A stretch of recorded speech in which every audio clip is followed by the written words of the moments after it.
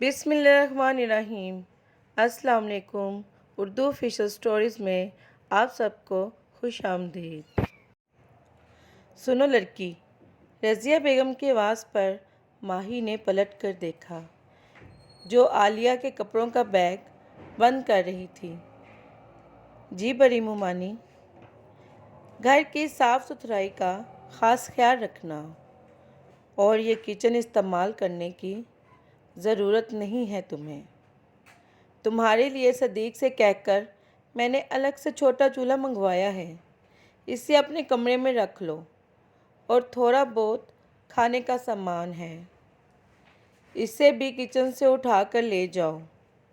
اور ہاں، سنو مہارانی بن کر اے سی مت چلانا، اگر زیادہ بل آیا تو یاد رکھنا میں چھوڑوں گی نہیں، مجھے پتہ چل جائے گا۔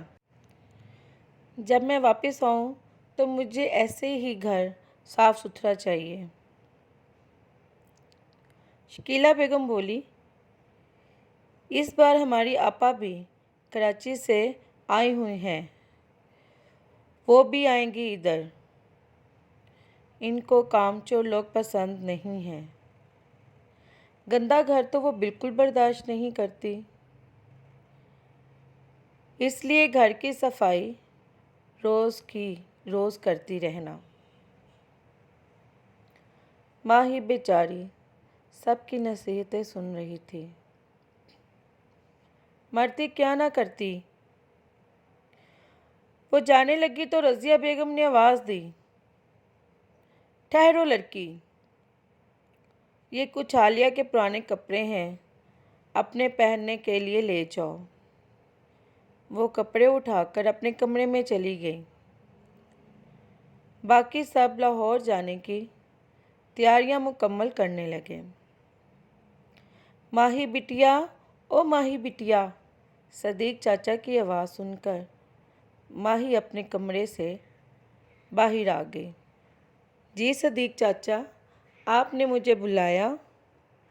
ہاں بیٹا، جانے سے پہلے ایک بہت ضروری کام تھا جو مجھے کرنا ہے، چلو آپ میرے ساتھ آؤ۔ کدھر کو چچا؟ آؤ تو صحیح۔ ماہی بھی ساتھ ساتھ چلنے لگی۔ صدیق چاچا سرونٹ کوارٹر کے پاس جا کر رک گئے اور کسی ہارون کو آواز دی، بھائی ہارون، باہر تو آؤ۔ سرونٹ کوارٹر سے ایک بزرگ اور ایک نوجوان باہر آئے۔ بزرگ بولے، جی صدیق بھائی، کیا حکم ہے؟ صدیق چاچا، ارے ہارون بھائی، کوئی حکم نہیں، بس گزارش کرنی ہے۔ ماہی جو سر جھکا کر کھڑی تھی، یہ میری بیٹی ہے، اس کو میں اللہ کی پناہ کے بعد آپ کی امان میں دیتا ہوں۔ ہم 2 ہفتے کے لیے جا رہے ہیں، آپ اس کا پورا خیال رکھنا، اور جو چیز بولے وہ باہر سے لا کر دینا۔ صدیق چاچا نے 5000 کا نوٹ ہارون چاچا کے ہاتھ پر رکھا اور ماہی کو مخاطب کر کے بولے، بیٹا، جس طرح میں تمہارا چاچا ہوں، اسی طرح یہ ہارون بھائی بھی ہیں، اور یہ ان کا بیٹا خضر ہے۔ ماہی نے نظر اٹھا کر دیکھا تو سامنے کھڑا بزرگ اور نوجوان اسی کی جانب دیکھ رہے تھے۔ بزرگ نے ماہی کے سر پر دست شفقت رکھا اور صدیق چاچا کو بولا کہ آپ بے فکر ہو کر جائیں، یہ میری بھی بیٹی ہے۔ ماہی کی نظر اس نوجوان پر تھی۔ ماہی نے دل میں سوچا، بنانے والے نے کیا کیا بنایا ہے۔ وہ نوجوان بلا کا حسین تھا، کندھوں تک آتے کالے بال، چہرے پر بڑی سی بھورے رنگ کی آنکھیں، اور چہرے پر ہلکی ہلکی داڑھی اس نوجوان کو اور بھی خوبصورت بنا رہی تھی۔ پر وہ یہ سوچ رہی تھی، انسان کے پاس اچھا نصیب نہ ہو تو حسن رل ہی جاتا ہے۔ یہ نوجوان کتنا حسین ہے، پر میری طرح اس گھر میں ملازم کی حیثیت سے آیا ہے۔